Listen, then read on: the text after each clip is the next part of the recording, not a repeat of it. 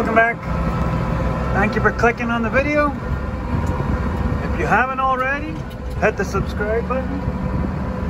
And in the other department, if you haven't already, hit the little bell icon. That way you get a notification that he's back. So, back where we left off. This field, I'm caught up to the stuff that was cut on the first day that you just saw in the last video. Well, now that you're watching this, you won't have just watched the last video because it will be a week ago. Time travel, maybe you could do that. So, yes, it's a very overcast day, but it is very warm. We've got a couple more days of this warmth, we'll call it that, and then back to the cool weather. So great time to get this grass stuff down because it cures up way fast. Oh, way fast. So I'm going to clear up something in this video. It's one of these where you never want to make this statement. And I know people are doing, they're like, what is coming next? So, we have two balers. This one is now set the way we like it, and the old one, they're on the exact same setting. The setting is the factory go-to preset.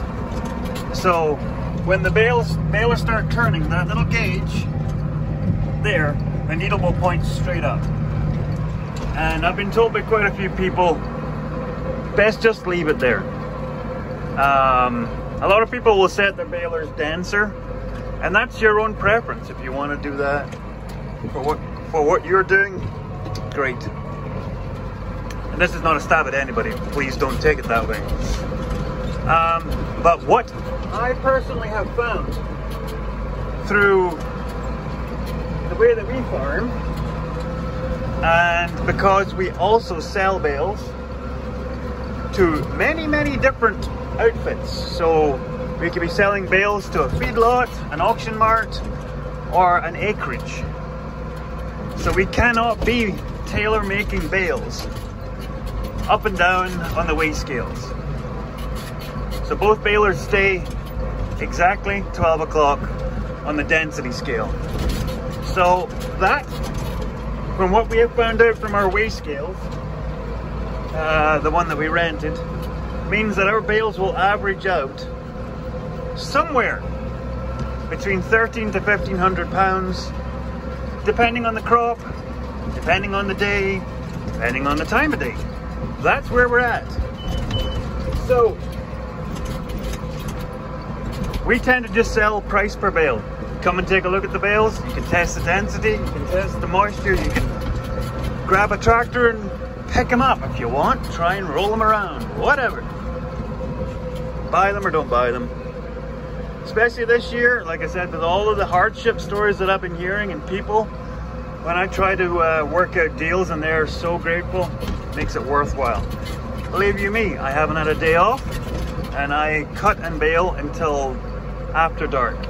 Every night. Every night. So yeah, I do not have time to be Scooby-Dooing around with any drama. And just needless to say, drama came calling. Just a minute, I've got a bale about to finish here. And yeah, before anyone asks, yes, these are not hay bales. These are the foxtail bales, like I talked about in the last video. So I got caught up to the stuff that was the second day cut, which gave me the space. That's a minute.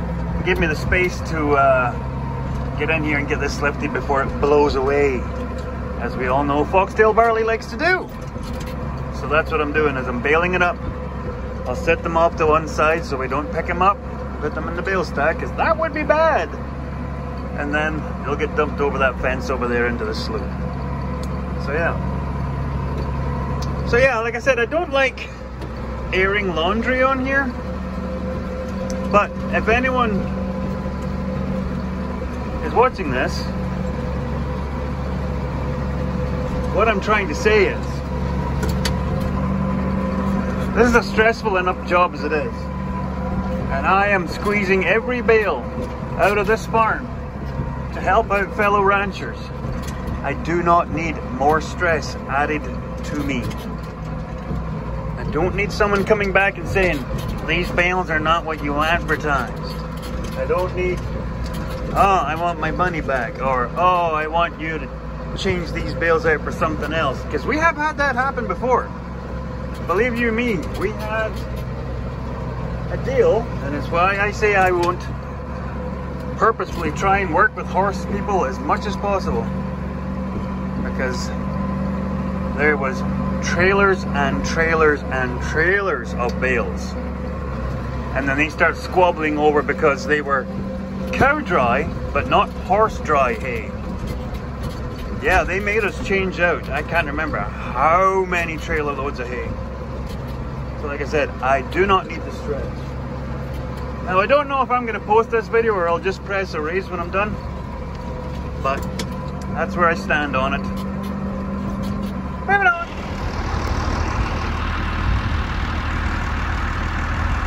Waiting for a snack.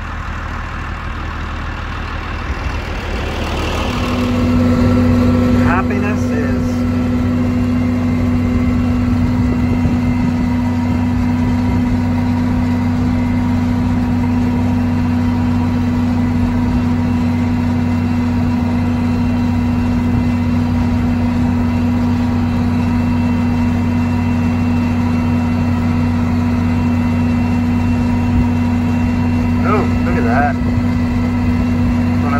farmers that leaves those weird strips.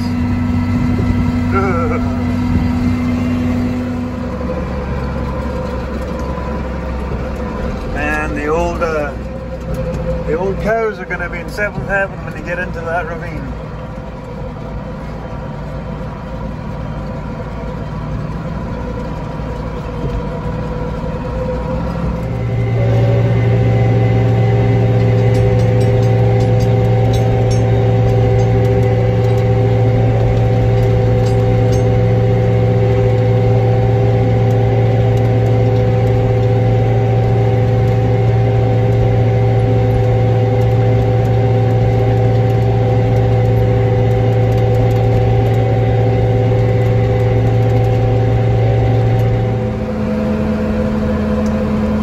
Taking after old BCP trucking there.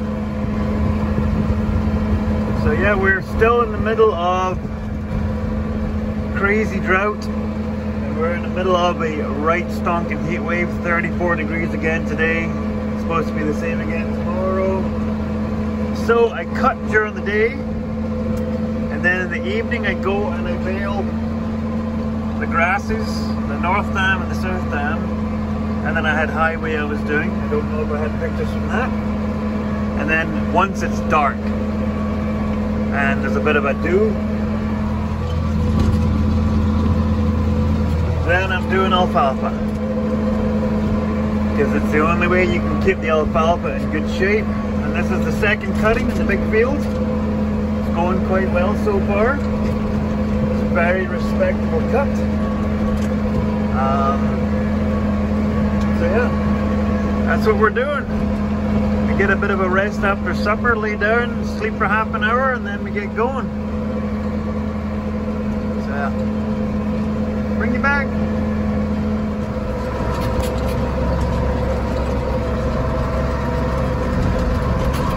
Hello everybody, welcome to a new day. Hello.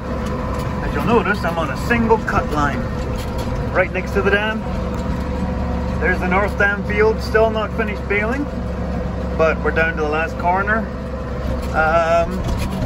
Yeah, still a decent amount of water in there. There's supposed to be a valve going on to that pipe. That way we can keep another couple of feet of water in the dam before we get to the spillway, which is kind of in the weeds over there. There's a wraparound. That way we can make this water body a little bit bigger. So, today is Friday. I have to thank everybody for their kind words for the video that I just uploaded about the Bowman cattle oilers. And a big thank you to the BHF manufacturing group that make the Bowman cattle oilers. They liked the video that I originally did. And so, yeah, Jake Friesian over there, he said, would you be interested in trying out the next model up? Because they'd seen the one where the brush had turned. So yeah, they sent that to me for free, which was amazing. So yeah, like I said, thanks for all the kind words. It was a bit of fun. Like, I tried to make it informative, but I tried to make it fun because, let's face it, life's hard enough as it is. Need to have a good laugh. Considering the kind of year we're having, here we've had less than 4 inches of rain. There's parts not far away from here that have less than 1 inch. And now the grasshoppers are finishing off whatever crop they did have. We've had calls from people who are now having to feed their cows on pasture because their pastures are burning up now. So yeah, it's not great. So I just hope everyone got a little bit of entertainment out of that, as well as the informative value. So what are we doing today? So, like I'd said before, I like to cut a strip around the fence line. That way I like to have it bare ground beside the fence. I can cut back any saplings and stuff that are growing here. And also I feel it kind of leaves the ground a bit bare. That way the animals are not right up against the fence all the time. While I'm cutting round the field, I can lay eyes on the fence to see if there's anything that needs done before the cows come in here. Which actually there is, because we have moose in this area and they like to wreck fences. So I have a bunch of posts and stuff down here that are broken off. Nice. Yeah, this is all riparian. This is fenced off from the cows. The Conservation District pay us for this ground in here. It's not a lot of grazing. This year, you know, it probably would be another couple of days of eating, but now there's really some really good programs. So yeah, when I get into heavier areas of the field, you'll see I'll do more cuts. So kind of the reason for that is because of the grasshoppers, they are starting to come in and strip. Of course, they're not stripping in the ravine, they're stripping in the field. So it's going to be a week or two, well, actually going to be a couple of weeks before the cows are even in this field. So the heavier areas, I wanted to cut them back. That way, if we do get a rain, this will bounce back, and fresh shoots are better for the cows and calves anyway. Plus, we need bales, and there's a lot of people that need bales.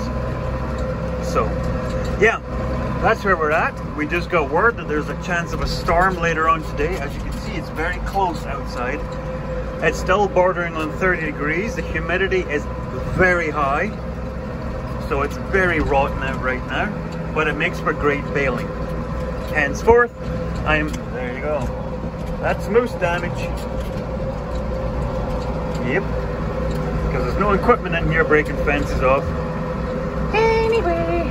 So, I'm gonna get on, get these bales made, get back to the North Dam field, get those bales made, and then that's us caught up to the second cut alfalfa. Next clip. So here we are in another bit of the field, same field as the last clip. So this is kind of what we do. As you can see over there, it's quite healthy. There's a good growth, amazingly, on this year. And up on this sandy land, there's areas where it's still really good. And there's one of those where I had to make sure to quit cutting because I got to leave enough for the cows, even with the hoppers starting to eat a lot of it. So, because you'll go from that, and then you look up to that. That's the difference of where the hoppers are bad versus where it's heavier. So this field here is, we have slated this field to be broken in 2026. So next year, the paddock by the yard will get broken. So that's 24. 25, the North Dam field, or those bales are you see in the distance, it's to get broke up with the North Ravine. And then, yeah, 26, this will get them broken up. And by that point, that field there will be due to be redone into the, because we have a 5-year agreement with the Conservation District. They pay for 50% of the seed. And you really do benefit from having a fresh catch. As we can see on a drought year, we have such a great yield. Still counting our blessings. So yeah, I bet you we can bale. Yay! There we have her. The North Dam field, we managed to squeeze just over a bale an acre out of it.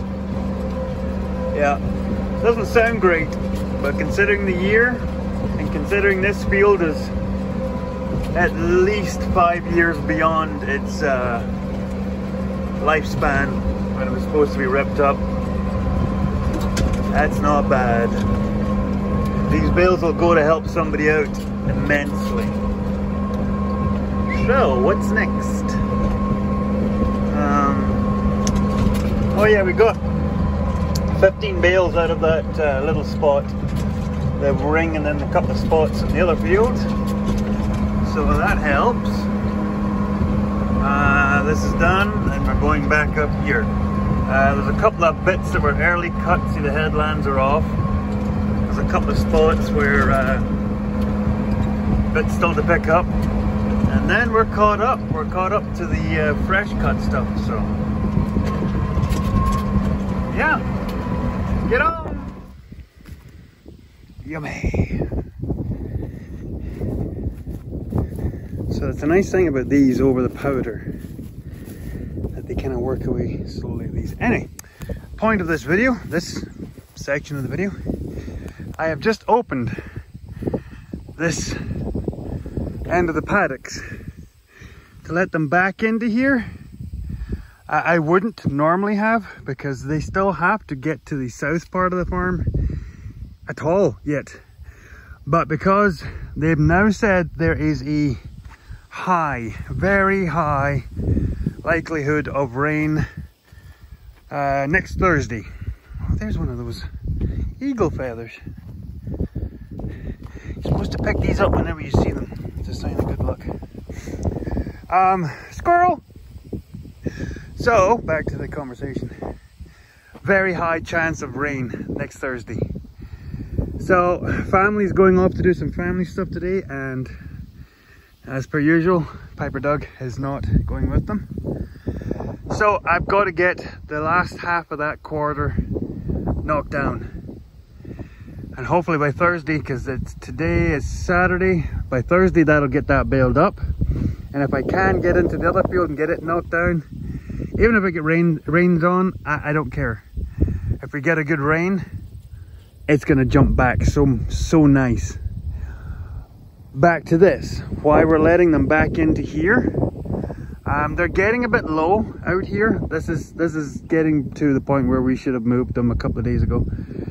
But I don't want to move them into the south ravine until we have the bales away from the neighboring fields, because the calves, not the cows, but the calves will tend to slip through the fences and get at the bales. And I don't have time to go and move them.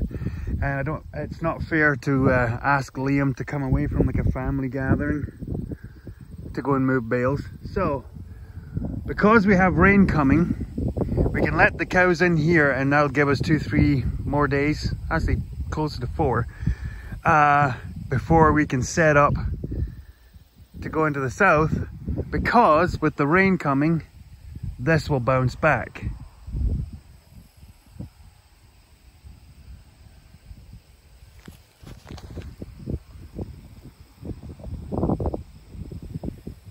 think that's Robert. Hey Robert! Ever say hi, Robert? Oh. So with that guaranteed rain that's coming, guaranteed, strongly guaranteed, this will bounce back. So I don't feel so bad about giving them that.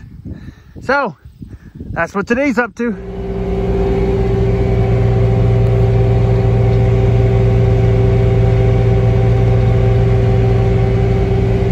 Yeah, that's got the locals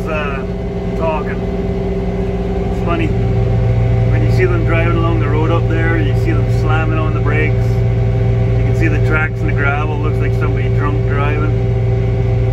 Don't know what the heck is that there Scottish guy up to.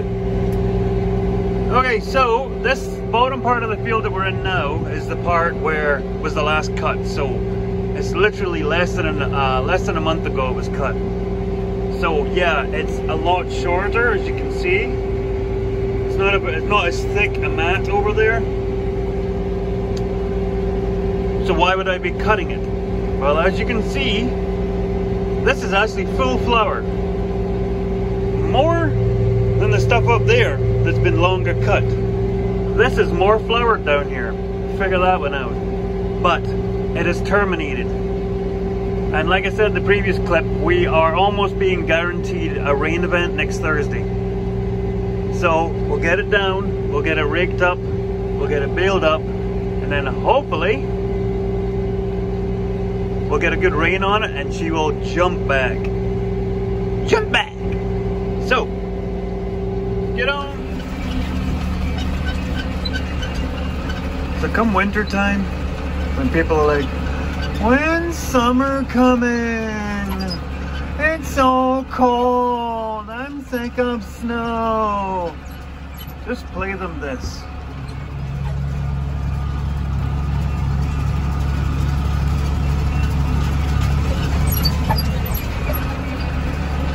Yep.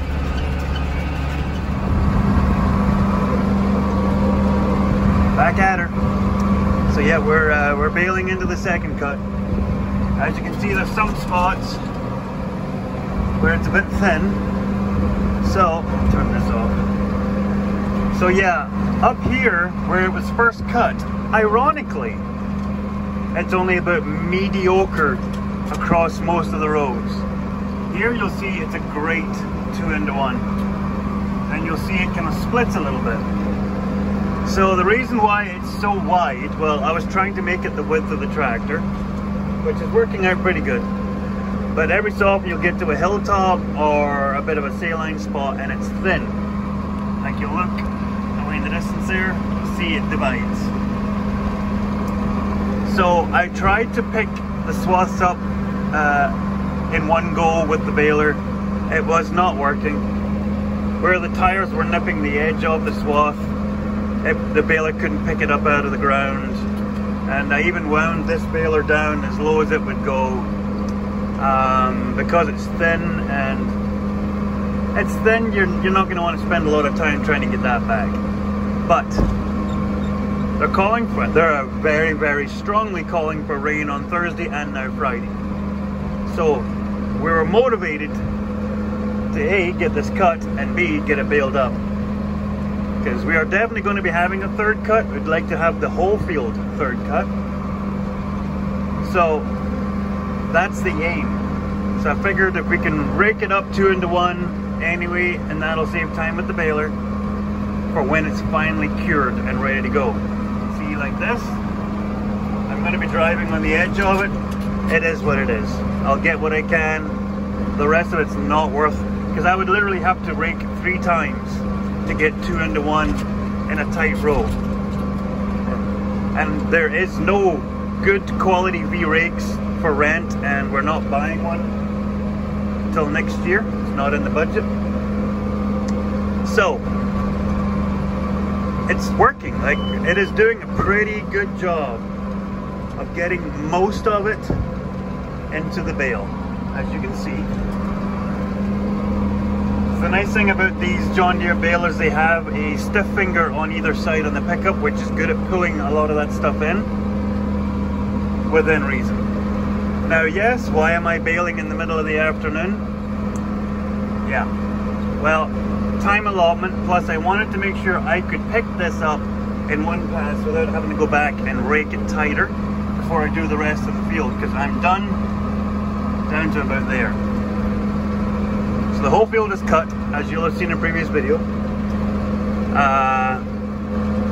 And a quarter of the field is raked. And I have the headlands and the silage field done, so it's to rake. I was wanting to cut the rest of it, but I don't have time to do that much raking and that much baling.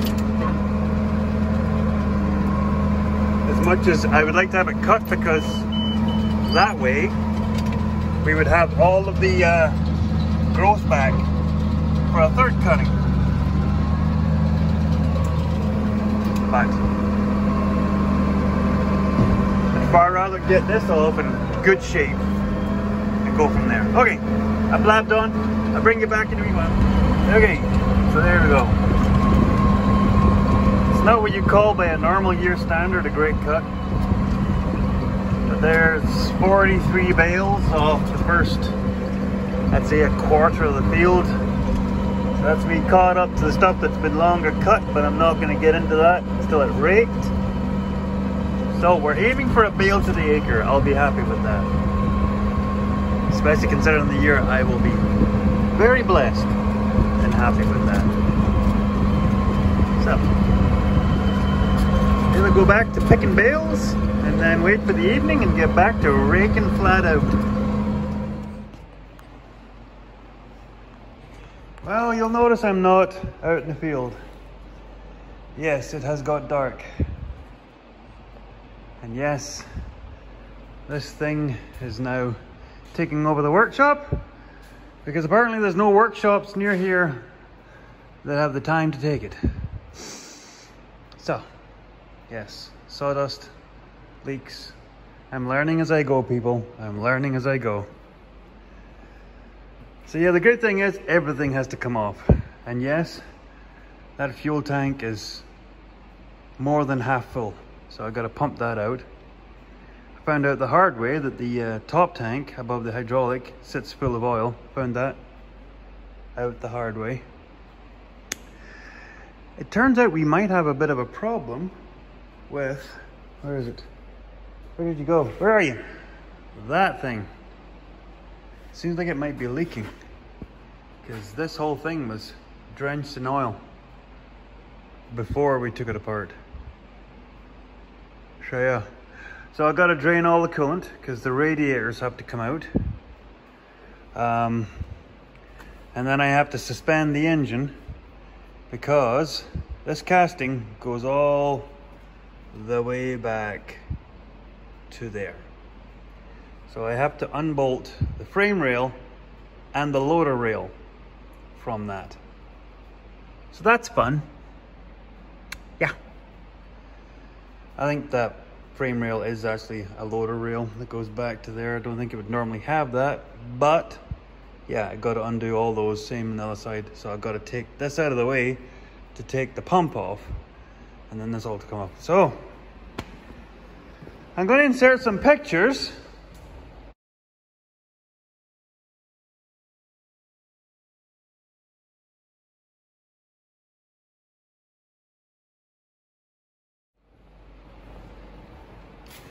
So yeah, you'll all recognize this from a couple of previous times. This was broken when we got the trailer, and then it jumped off the back of the tractor and went in the ditch and broke. And then it broke a second time. Can't remember what that was. So I'm done fixing it. So what I'm doing is I'm going to slug it. So it's a 2.5 inch by 4.5 inch inside wall. So I need a rectangular tube that dimension. So I'm going to slot it in there, weld around it, and then I'll slot it into the trailer end, weld around it. And then once I can get the trailer emptied and off and out of the way, then I'm going to fish plate it as well. These did well, they held up, but the one that's missing is folded over. Now how did it happen? Well, when we sowed that southwest field to hay, it was done with an air seeder. My brother did it, and he cultivated the ever-loving bejesus out of the field because it was rough and there was weeds. And needless to say, as soon as he sowed it, there was an absolute monsoon downpour, which we rarely get here. And so there's a whole bunch of washouts on the side of the hill. And so I get coming over the hill with a full load of bales on, like you saw in the picture. and she got bouncing, and I couldn't get her stopped because that loader tractor has the dodgy clutch. It jumped, it bounced, it broke. The trailer tried to run into the back of the tractor. I got out of the way. Lucky enough, the hitch drove into the ground and it stopped the trailer from going completely cattywampus and turned over. So we're dead in the water. So we've got a broken bale trailer, we've got a broken bale picker, we've got a loader tractor completely and utterly down for a long time, and the other loader tractor is like an epileptic elephant on Red Bull, which we've been waiting for the proximity switch for a while. Supposed to be in tomorrow. Everybody please cross your fingers that as you're watching this video, the switch is in. Probably being delivered by the UBS guy. Yeah. So, on that positive note,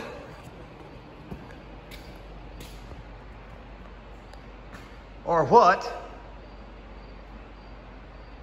Yeah. So, we've got rain coming Thursday, Friday, probably, according to them, a lot. And we've just had a shower come through.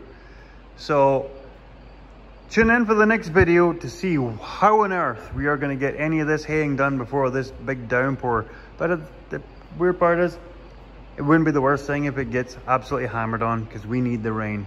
The pastures need the rain, and the rest of the hay that's still to cut needs the rain. So, fingers crossed, touch wood. See you in the next video, everybody. Thanks for watching. Teddy bye.